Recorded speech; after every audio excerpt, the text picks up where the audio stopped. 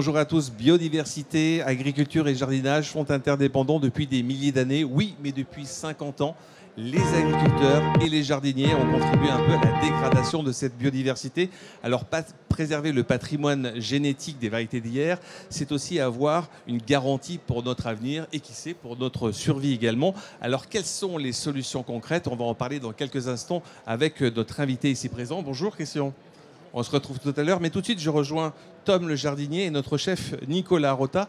Alors Tom, vous allez nous parler de quoi aujourd'hui en jardinage? Eh ben, c'est la pleine période pour faire ses semis de courges, mais aussi ses semis de haricots, ses semis de diverses graines. Donc c'est vraiment la période de faire ses semis. Donc je vous montrerai en 2 petits ateliers comment faire ses semis à la maison.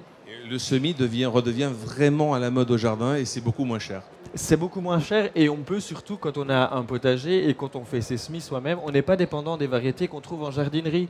Donc on peut choisir ses graines, des graines rares, des graines un petit peu plus extraordinaires et soutenir toute une filière de la semence un petit peu particulière. Ça fera plaisir à Christian, évidemment. Vous restez avec nous pour ce débat, Tom. Et puis, alors, tout de suite, on passe à table avec notre chef. Alors, chef, qu'est-ce qu'on...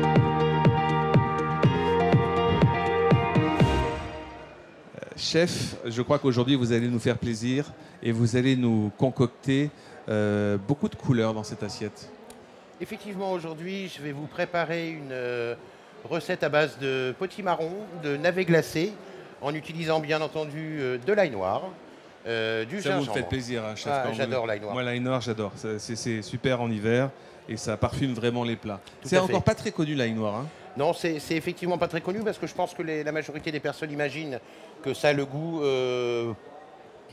fort de l'ail, alors que c'est très fin, c'est très doux en goût et on peut même l'utiliser en pâtisserie. Donc, potimarron, navet. Et la petite touche finale, c'est quoi? De la vanille. Ah bon? Ça se marie très bien avec tout ça. Ça se mariera très bien avec tout ça, vous verrez.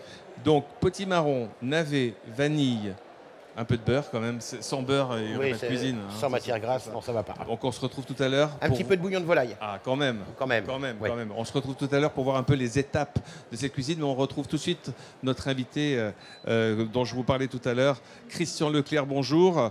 Vous êtes à l'Union des ressources génétiques du Centre Val-de-Loire, l'URGC, je vais arriver à le prononcer. Alors, c'est quoi un petit peu votre mission?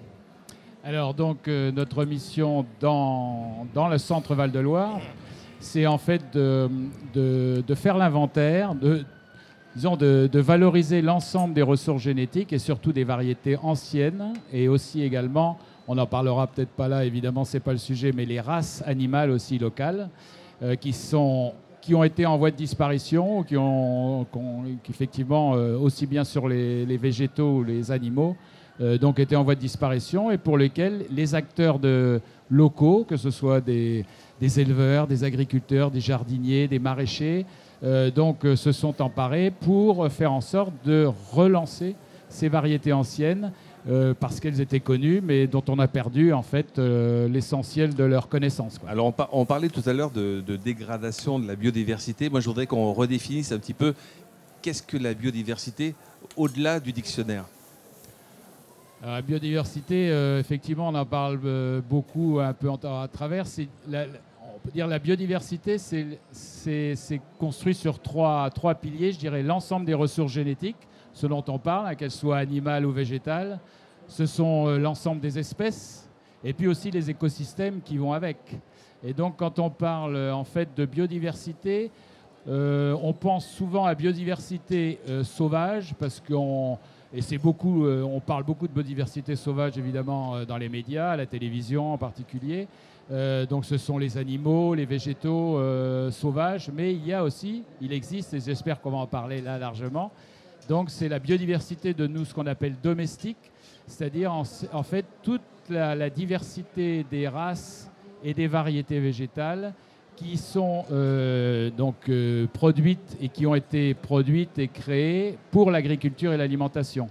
Et ça, cette biodiversité domestique, elle est souvent mal connue, mais elle revient quand même je dirais sur le devant de la scène à partir du moment où les gens sont intéressés effectivement, soit pour soit pour conserver ou de relancer une race animale, soit pour cultiver dans son jardin une variété ancienne. Et de plus en plus, on s'aperçoit, même avant les confinements successifs, que les gens se sont remis au potager, se sont remis à la terre et sont en quête perpétuelle de races, de variétés locales, parce que c'est ce qu'il y a de mieux. C'est ce que vous constatez, vous, Tom, dans votre jardin et dans votre région? Oui, alors c'est évidemment le cas, mais moi je tenais aussi à préciser, quand on parle légumes anciens, c'est pas forcément que les variétés de topinambour, les variétés de panais, etc. C'est justement aussi prendre en compte les variétés, notamment la tomate. La tomate, on connaît 3-4 légumes classiques, mais dans la tomate cultivée, il y a des centaines et des centaines de variétés, et là aussi, il y a une diversité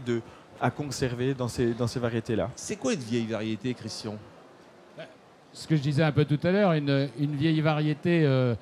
en fait, c'est une variété qui a été à un moment donné cultivée par soit des agriculteurs ou des viticulteurs, parce que les jardiniers aussi. Des jardiniers. On travaille aussi avec des vignerons pour les cépages rares, retrouver des cépages rares qui ont été presque perdus. Et pour les jardiniers, effectivement, ce sont des légumes qui ont été à un moment donné cultivés, souvent il y a 1 siècle ou 2 siècles, qui progressivement...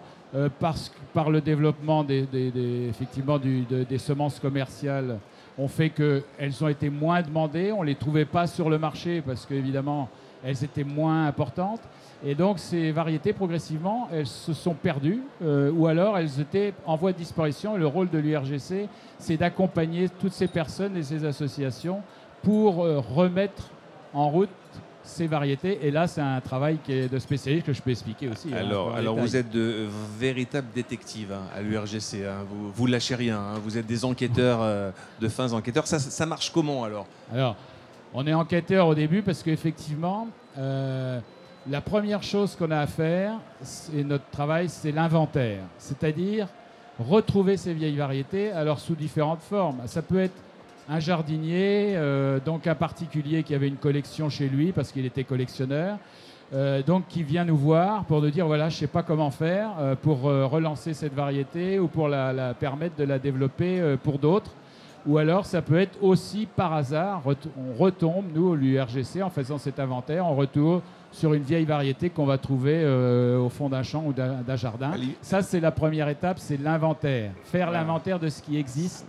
Mais la région c'est des gens qui vous appellent. Comment ça marche? Ça peut être un jardinier comme Tom, comme moi, qui prend contact avec vous. Exactement. Ou c'est aussi un réseau que vous avez réussi à développer?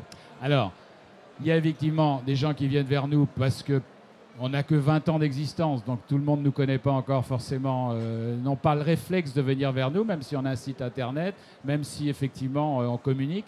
Mais il y a aussi effectivement des associations qui se mettent en place, qui collectivement vont travailler sur ce maintien. Alors, dans le cas, si on parle des végétaux, parce que là on parle de végétaux, dans le cas des fruitiers, on a une association qui a été à l'initiative d'ailleurs de la création de l'URGC il y a 20 ans, qui est la Société pomologique du Berry, qui maintient près de 400 variétés anciennes dans un conservatoire et avec près de 700 adhérents, qui en fait sont des amateurs qui se sont regroupés au sein d'une association pour maintenir et retrouver et maintenir ces variétés fruitières. Est-ce qu'il y a aussi des enquêtes faites, par exemple, dans des bibliothèques, dans des vieux ouvrages? Comment ça se passe? Est-ce qu'il y a ce genre d'enquête? C'est-à-dire que dès l'instant où en fait, on a identifié une variété pour lequel on a parfois... on va parler des légumes là maintenant, un peu plus. Ça nous fera plaisir. On a quelques semences. Le jardinier qui nous les a données a un peu de connaissance de cette variété. Parfois, il ne sait pas d'où elle vient. Donc on va faire une enquête. Nous, jardiniers, on est un peu vos indiques, quoi. Oui, les gardiens du temple. Oui, exactement. Dans la proportion, les jardiniers représentent... on va parler de détectives. Dans la proportion, les jardiniers sont présents à combien pour retrouver des graines, en tout cas pour vous en fournir ou vous donner des indications?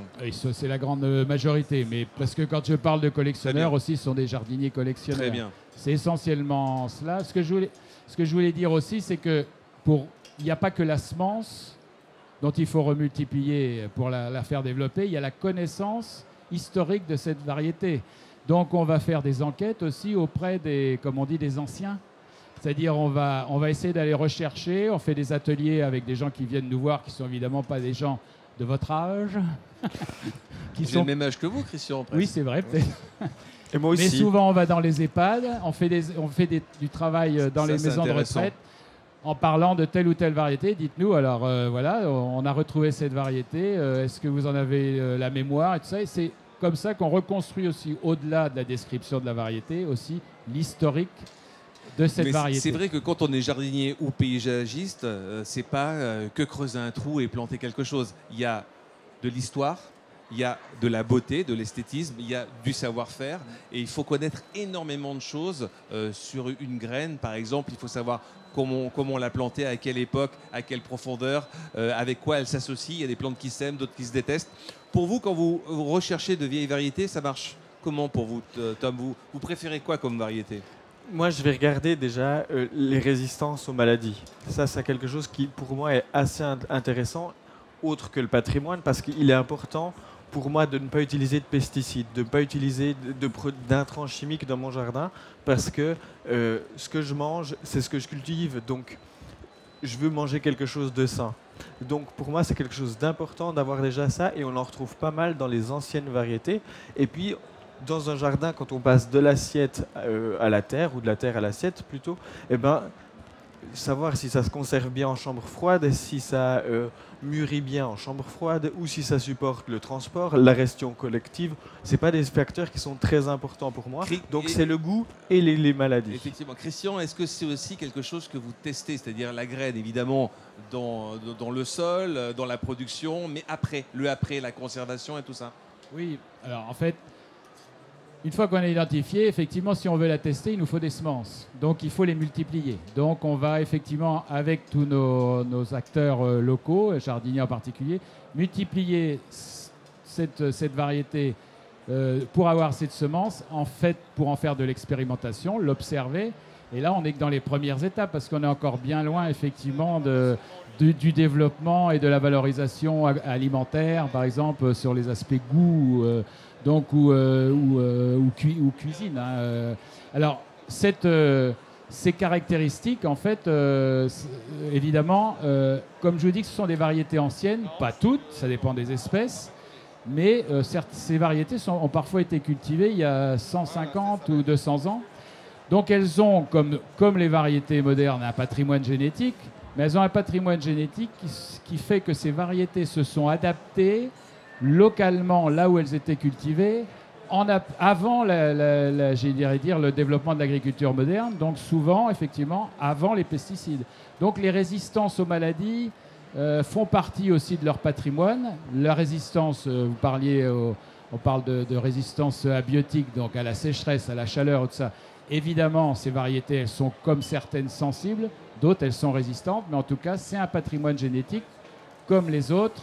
Et donc, souvent, elles sont recherchées aussi pour ça. Alors, Christian, donc, il faut les tester. Super. Christian, on a trouvé la bonne graine. Maintenant, il va falloir la planter. On retrouve tout de suite Tom, le jardinier.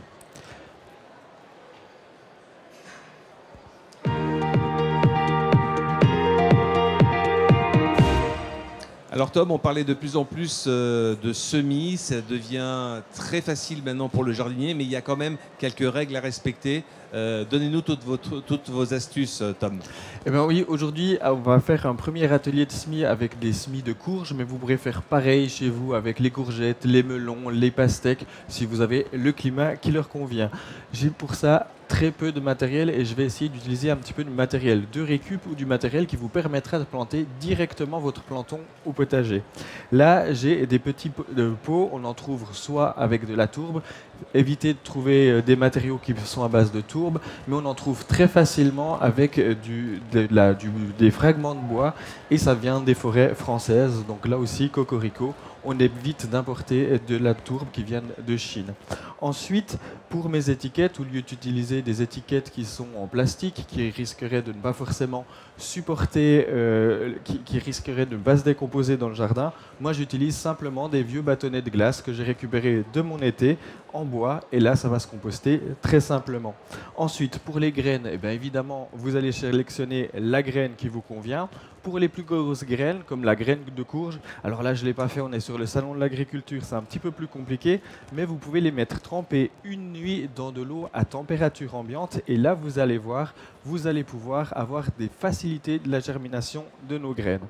Pour ça, je vais prendre un petit peu de terreau de multiplication et la astuce avec ma petite table pour pas tout mettre en l'air, voilà. Je vais pouvoir remplir mon pot avec un petit peu de bon terreau de multiplication. Comme je vous l'ai expliqué hier, on va plutôt utiliser un terreau de qualité, on en a toujours pour son argent. Choisissez un terreau de semis de multiplication, c'est souvent la même chose et c'est bien indiqué sur le sachet. Et sur ma petite plantule, là je vais mettre 1 ou 2 graines à l'intérieur, pas obligé de reboucher et ensuite on n'oublie pas, comme on ne va pas mettre 150 fois la même variété dans son jardin, on va plutôt avoir plusieurs variétés, on n'oublie pas d'étiqueter, on met la variété sur notre petit bâtonnet de courge, de glace et voilà. Merci Tom, on se retrouve en cuisine, alors ça fristouille, ça mijote chef. Donnez-nous toutes vos astuces, c'est quoi les étapes de préparation de cette jolie poêlée là? Alors, on rappelle, potimarron et navet. Hein. Potimarron, navet, oui. Alors la première étape, c'est déjà d'éplucher le potimarron, donc surtout faire très attention quand vous l'épluchez, parce que comme la peau est assez dure et épaisse, le couteau a tendance à riper. Donc première chose qu'on va faire, c'est essayer déjà le couper en deux, hein, pour qu'on ait plus d'assises en découpant le potimarron. Ensuite, on va le couper en dés, sachant que le potimarron quand même cuit plus rapidement que ne va cuire le navet. Donc on va déjà commencer par faire revenir nos oignons. On fait cuire les deux au même moment ou il y en a un qui cuit plus que l'autre? Déjà, je commence par faire revenir un petit peu les oignons. D'accord. Ensuite, je vais démarrer le navet. À ce moment-là, je vais légèrement sucrer pour légèrement glacer le navet. Je vais ajouter... On peut rappeler ce que c'est glacé pour ceux qui... Alors, glacé, c'est simplement le fait d'enrober le fruit ou le légume, hein, avec un petit peu de sucre et de matière grasse, hein, pendant la cuisson. Là, je l'ai fait également avec le potimarron. Hein, et une fois que tout a commencé à démarrer en cuisson, j'ai rajouté l'ail noir et du gingembre. Mais vous avez mis du jus de poule, hein, on est d'accord. Hein. Voilà. Alors, j'ai comment dirais-je, mouillé à hauteur, c'est-à-dire que j'ai mis du bouillon de volaille jusqu'à hauteur pour justement faire réduire ce bouillon de volaille pour que les légumes cuisent et également que les légumes soient enrobés par l'épaisseur du bouillon, hein, auquel j'ai ajouté bien entendu un peu de matière grasse parce que sans matière grasse, avec modération quand même. Il n'y a pas de cuisine française. Et donc là, je vais tout bêtement laisser sur le coin du feu. Donc, si je suis occupé à la maison, si j'ai des enfants, je peux m'occuper des enfants pendant que ça cuit. Gentiment, ça se fait tout seul. Ça tombe bien, je vais retourner voir mes invités. Alors, Christian, il y a de belles histoires aussi dans l'histoire de vos semences, notamment. Je me permets de prendre ça. Regardez, il reste 5 variétés, 5 graines de courges. De cette variété-là. En France, ou même dans le monde peut-être. Il ne faut pas exagérer. Nous sommes des inspecteurs, on va peut-être en trouver d'autres. On parle ici, par exemple, d'une courge qui s'appelle la courge sucrète de Valençay. Donc évidemment, c'est dans le centre Val-de-Loire. Le Valençay, il y a aussi du vin. Hein. Et donc cette courge, elle a été retrouvée récemment. Donc comme je vous le disais tout à l'heure, le travail de l'URGC avec les jardiniers, c'est effectivement de remultiplier cette graine de façon à pouvoir la décrire, retrouver sa description, peut-être son histoire aussi, de façon à pouvoir effectivement non seulement l'expérimenter, mais aussi le permettre de se développer. Alors ça, c'est une variété en cours de travail, vieille variété ancienne, alors que celle que nous avons travaillée il y a déjà plusieurs années et que sûrement certains connaissent, qui s'appelle la courge sucrine du Berry. La sucrine du Berry, elle est développée, on la trouve sur les étals. Alors en centre Val-de-Loire, dans les autres régions, c'est peut-être un peu plus compliqué parce que ça reste une variété effectivement ancienne. Mais c'est donc des semences qui vont permettre à la fois l'expérimentation, la description et le développement jusqu'à la production et la fabrication de recettes. Je vous en reparlerai peut-être tout à l'heure. Ce qui est bien, c'est que vous avez édité, alors je ne sais pas si c'est à destination du grand public, en tout cas, alors c'est formidable, un petit guide avec quelques graines et puis toute l'histoire un petit peu de cette courge sucrine et puis un petit peu comment on la cuisine. Ça, c'est génial. Je pense que ça serait développé en jardinerie. Ça cartonnerait. Voilà, donc après, c'est les moyens. Oui, mais c'est extraordinaire parce qu'on apprend des choses. Moi, ce que j'aime bien, c'est pas qu'une graine, c'est autour de la graine. Vous le disiez tout à l'heure, il y a toute une histoire. Ça vous plairait, ça, de planter ça? Eh ben, il y a même Tom, vous allez l'essayer. Et puis, il y a aussi des haricots, on dirait des perles. Oui. Ça, c'est génial. C'est quoi? Alors ça, c'est le haricot comtesse de Chambord. Donc, en fait, c'est une... Alors, pourquoi comtesse de Chambord? Parce qu'effectivement, elle a été trouvée dans le Loir-et-Cher, donc vers Chambord, mais aussi parce que c'est un haricot nain et dont la graine est petite et ovoïde. Et comme je disais à Philippe tout à l'heure, on a presque envie d'en faire un collier de perles pour la comtesse. Si les enfants l'utilisent pour faire un collier à la fête des mères, je suis sûr que cette fois, voilà, les mères, elles le exactement. portent. Alors que celui-ci... Ça, il n'est pas en voie de disparition. Non, mais on est en train de travailler ce haricot, puisque là, on est dans le cas d'une espèce pour lequel pour son développement, il est nécessaire de ce qu'on appelle l'inscrire au catalogue officiel des variétés. Et le développement commercial de cette semence doit nécessiter son inscription à ce catalogue national. Mais ça, c'est une super idée. Je reviens dessus encore une fois, mais c'est vraiment le céleri violet de Tours aussi. Il y a d'autres régions que le Centre Val de Loire qui éditent ce genre d'idées? Alors, parce que autant partager les expériences oui. Oui, alors en fait, le travail que l'on fait, effectivement, c'est un travail, comme vous l'avez vu, qui est en fait un travail de collectif au niveau des locales, jardiniers, amateurs. Donc, c'est pas de la conservation seulement de banques de semences. C'est une conservation qui va de la description, le développement, la valorisation sous forme de recettes. Et donc ce travail-là, il a été fait historiquement de façon un peu, je ne dis pas anarchique, mais de façon différente selon les régions de France. Les Hauts-de-France, par exemple, se sont organisés dans un cadre d'un centre régional de ressources génétiques, donc qui est donc un centre important, parce qu'ils sont près de 15 ou 20 personnes. Nous, on est seulement 3 salariés.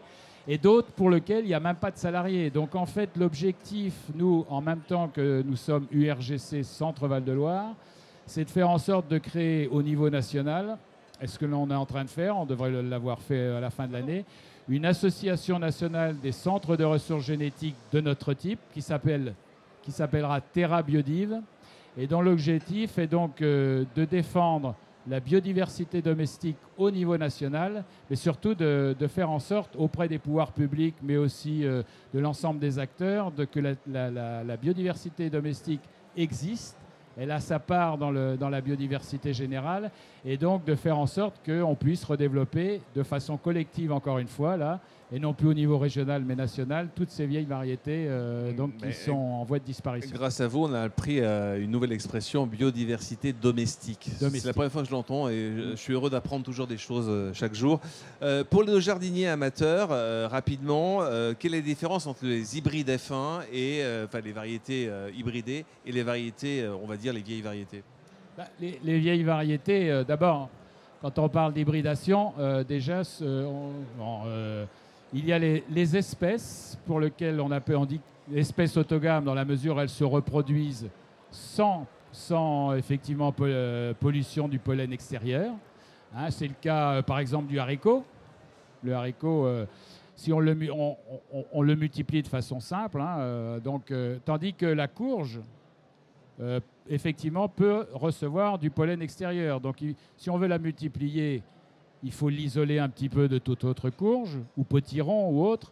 Et ce qui n'empêche pas de faire des croisements. Mais on parle dans ce cas-là effectivement d'hybridation. On va parler d'hybride F1, mais d'hybridation. Mais là, on est plus dans ce cas-là d'une création d'une autre variété par croisement que ce que nous faisons, nous, ici, qui est plutôt ce qu'on appelle la sélection conservatrice, c'est-à-dire conserver le type de la variété dans les phases successives de multiplication. Christian, merci. On retrouve Tom également qui va nous parler semis encore et de haricots cette fois-ci. Eh bien oui, au potager, on n'est pas obligé de faire forcément des semis directement dans des petits godets. On peut les faire directement au potager. Donc n'achetez plus de graines de haricots dans les jardineries qui auraient été déjà semées en jardinerie ou c'est que vous avez des petits godets de haricots. Vous allez perdre votre temps, c'est ultra facile. Vous le faisiez peut-être même déjà à l'école quand vous étiez jeune. Donc on va prendre pour ça un cours d'eau. On va faire tracer une ligne dans notre parcelle de potager. Alors moi c'est une jardinière. Hein. Je n'ai pas pu amener mon potager carrément au salon de l'agriculture. Et là, j'ai tracé une petite ligne pour semer droit.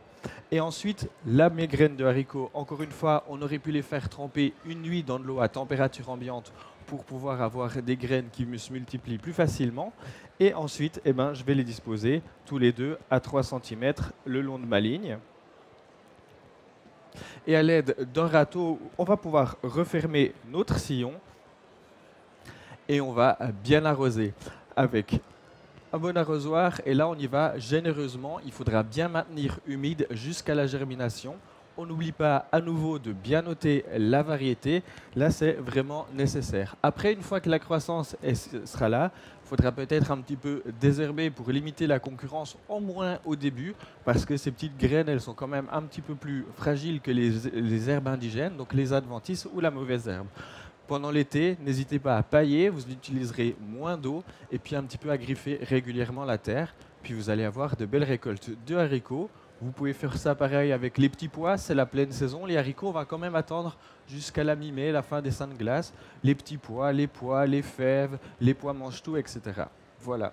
Tom, est-ce qu'on parle souvent pour certaines graines de les mettre en bas du réfrigérateur pour lever la dormance, pour faciliter la germination, mais également de les faire tremper dans l'eau? Qu'est-ce que vous en pensez?